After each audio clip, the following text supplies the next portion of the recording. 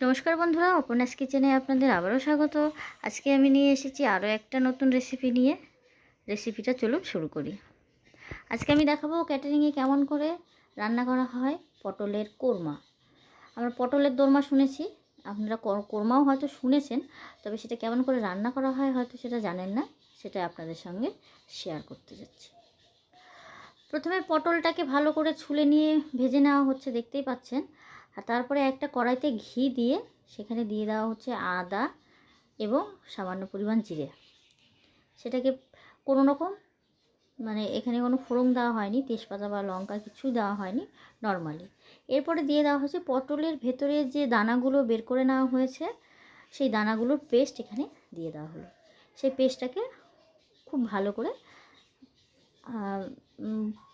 Minute 3-4 মতন high ফ্লেমে ভালো করে নেড়ে নেওয়া হচ্ছে। এবার আলু ছোট ছোট পিস করে ভেজে নিয়ে সেটাকেও ভালো করে হাত দিয়ে মুথে নেওয়া হচ্ছে, কিংবা আপনারা গ্লাস দিয়ে যেভাবে খুশি মুছে নিয়ে এক কথায় চটকে নিয়ে এই পটলের দানার যে পেস্টটা রান্না হচ্ছিল তার মধ্যে দিয়ে দেওয়া হলো। এবারে সেখানে দিয়ে দেওয়া হচ্ছে পনিরটাকে একটু ম্যাশ করে দেওয়া হচ্ছে। আপনাদের কাছে পনির যদি না থাকে, ফ্রেশ যদি ছানা থাকে, সেটাও আপনারা দিতে পারেন। কোয়ান্টিটি যতটা আপনার পটলের হবে, মশলার কোয়ান্টিটিটাও কিন্তু সেই রকম হবে। সেই রকমই সব কিছু আপনাদেরকে নিজে মেজারমেন্টটা বুঝে নিয়ে করতে হবে। এখানে যেহেতু অনেক বেশি পরিমাণে রান্না হচ্ছে, আপনাদেরকে আমি বুঝিয়ে বলতে পারছি না যে এখানে কোনটার পরিমাণ কতটা দেওয়া হচ্ছে। আপনারা নিজেদের কোয়ান্টিটি হিসাবে জিনিসপত্র মাপটা দেবেন। অবশ্যই আমরা সবাই রান্না করতে জানি, তো কতটা পরিমাণ কি দিতে হয় সেটা আমরা সবাই জানি। নুন, হলুদ, লবণ সব কিছুই সেটা আমাদের নিজস্ব টেস্ট অনুসারে ব্যবহার করতে হবে। পনিরটা দিয়ে নিয়েও আবার বেশ কিছুক্ষণ এখানে আবার ফ্রাই করা হচ্ছে। এর মাঝখানে লবণ আর চিনি দিয়ে দেওয়া হয়েছে স্বাদ অনুসারে, ব্যালেন্সটা যতটা প্রয়োজন ততটাই। পটলগুলো ততক্ষণে ভাজা হয়ে গেছে, ভেজে নিয়ে এখানে রাখা হয়েছে। এবার তাড়াতাড়ি যেন এই মশলাটা তাড়াতাড়ি যেন জলটা শুকিয়ে যায়, জলটা ছোপ না করে শুকিয়ে যায়, তার জন্য একটুখানি চালের গুঁড়ো এখানে দিয়ে দেওয়া হলো, রাইস ফ্লাওয়ার যেটা। এবারে মশলাটাকে তুলে নেওয়া হচ্ছে। পটলের মধ্যে এই পুরটা ভরা হবে, এক কথায় পটলের পুর এখানে তৈরি করে নেওয়া হলো। এবারে পটলের মধ্যে পুরটাকে ঠান্ডা করে ঢুকানো হবে। আপনারা দেখতে পাচ্ছেন কত সুন্দর কালার এসছে। আগেই বলেছি হলুদ লবণ টেস্টটা নিজের মেজারমেন্ট অনুসারে, নিজের স্বাদ অনুসারে অবশ্যই ব্যবহার হবে। পটলটাকে দেখুন ভালো করে ভাজার জন্য একটু ছোট হয়ে গেছে, মুখটা একটু ছোট হয়ে গেছে আকারটা। সেই মুখটা একটু কিন্তু আঙুল দিয়ে ফাঁকা করে নিয়ে ভেতরে ঢুকানো হচ্ছে।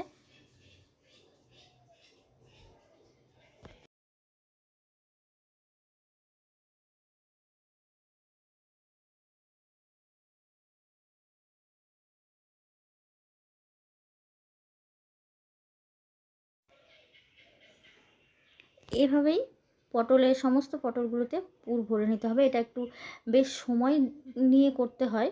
আপনার হাতে অবশ্যই সময় নিয়ে এই রান্নাটা করবেন। খুব তাড়াতাড়ি জলদি চাইলে কিন্তু এই রান্নাটা করতে পারবেন না।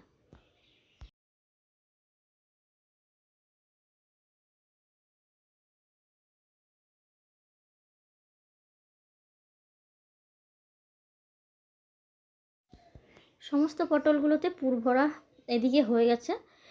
এবারে একটা কড়াইতে তেল গরম করে দিয়ে দেওয়া হলো হিং। মশলাটা তৈরি করে নেওয়া হবে, গ্রেভিটা। হিং দিয়ে এখানে প্রথমে দিয়ে দেওয়া হচ্ছে সামান্য পরিমাণ জিরে। আপনারা সাই জিরে বা নর্মাল জিরেও, রেগুলার জিরে যেটা আমরা খাই সেটা আপনারা ব্যবহার করতে পারেন। এরপরে এখানে দিয়ে দেওয়া হবে আদা বাটা এবং জিরে বাটা। এটা আপনাদের যতটা পটল তার পরিমাণ হিসাবে দেবেন। দিয়ে দেওয়া হচ্ছে জিরে বাটা। এটা দিয়েও আবার কিন্তু নর্মালিভাবে কষিয়ে নিতে হবে। সবসময় এখন দেখতে পাচ্ছেন একজন সবসময় এটাকে নাড়াচ্ছে যাতে তলাতে না লেগে যায়।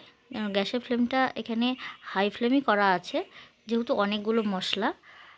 লঙ্কা বাটা দিয়ে দিচ্ছে লবণ আর হলুদ। হলুদ লবণটা অবশ্যই আপনাদের নিজেদের স্বাদ অনুসারে। এবারে দিয়ে দিচ্ছে একটু কাঁচা লঙ্কা বাটা। এখানে কাঁচা লঙ্কা এবং শুকনো লঙ্কা কিন্তু দুটোই ব্যবহার করা হয়েছে। এরপরে দিয়ে দেওয়া হচ্ছে পোস্ত বাটা। এখানে পোস্ত বাটা, পোস্ত, চারমগজ এবং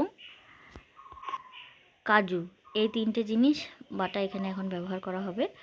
তবে আগে যে মশলাটা দেওয়া হয়েছিল আদা, জিরে, লঙ্কা বাটা, সেই মশলাটা কিন্তু মোটামুটি 50% কষিয়ে নেওয়ার পরেই কিন্তু পরের মশলাগুলো দেওয়া হচ্ছে। এখানে দেওয়া হলো চারমগজ বাটা, কাজু বাটা এবং পোস্ত বাটা।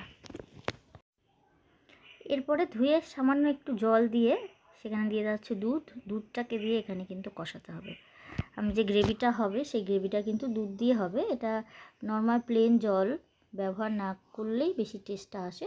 তবে আপনাদের কাছে অ্যাভেলেবেল যদি দুধ না থাকে তাহলে অবশ্যই আপনারা সেক্ষেত্রে জল ব্যবহার করতে পারেন। তবে এই রান্নার জন্য কিন্তু দুধটাই প্রয়োজন। এবারে দিয়ে দেওয়া হচ্ছে খোয়া ক্ষীর। খোয়া ক্ষীর আপনারা বাড়িতেও নর্মাল ক্ষীর তৈরি করে নিতে পারবেন, নইলে মার্কেট থেকেও আপনারা কিনে নিয়ে আসতে পারেন।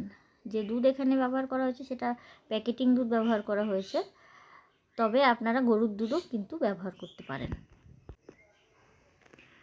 মশলার কালারটা দেখুন কত সুন্দরভাবে চেঞ্জ হয়ে গেছে।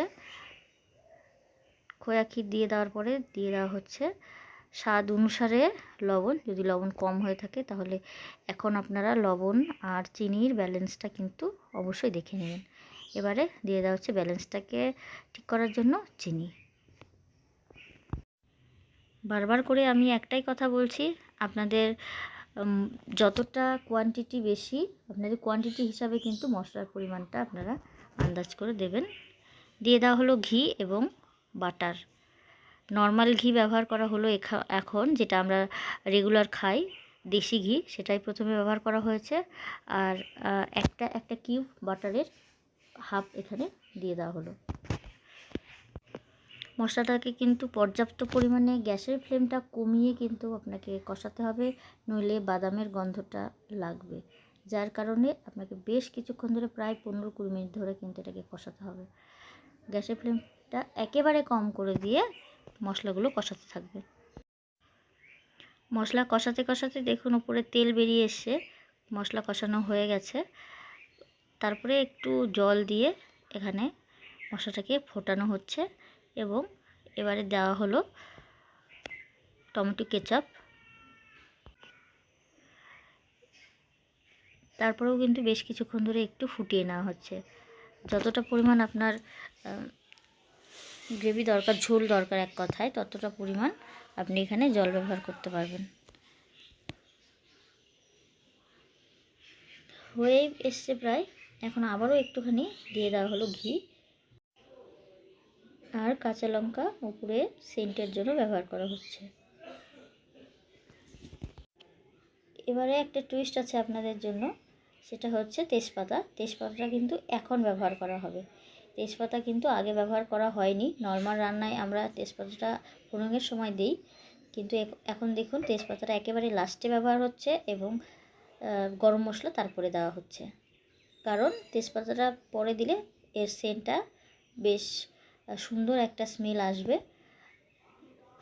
ভাজার কারণে তেজপাতার সেন্টটা একটু কমে যায়, যার কারণে একেবারে লাস্টের দিকে দেওয়া হচ্ছে। এর সেন্ট বেশিও হবে না, আবার খুব একটা কমও হবে না। এই ঝোলটাকে তুলে ডিরেক্টলি পটলের ওপরে রেখে ছড়িয়ে দেওয়া হচ্ছে। এটাকে আর কিন্তু কোনো রকমভাবে রান্না করতে হবে না, রান্না আপনার এখানেই কমপ্লিট। রেসিপিটা যদি ভালো লেগে থাকে অবশ্যই চ্যানেলটাকে সাবস্ক্রাইব করবেন এরকম আরও নতুন নতুন অনুষ্ঠান বাড়ি রান্নার জন্য। ভিডিওটাকে অনেক শেয়ার করুন সবার সাথে, অনেক লাইক করুন। ধন্যবাদ সবাইকে রেসিপিটা শেষ পর্যন্ত দেখার জন্য। ভালো থাকবেন, সুস্থ থাকবেন।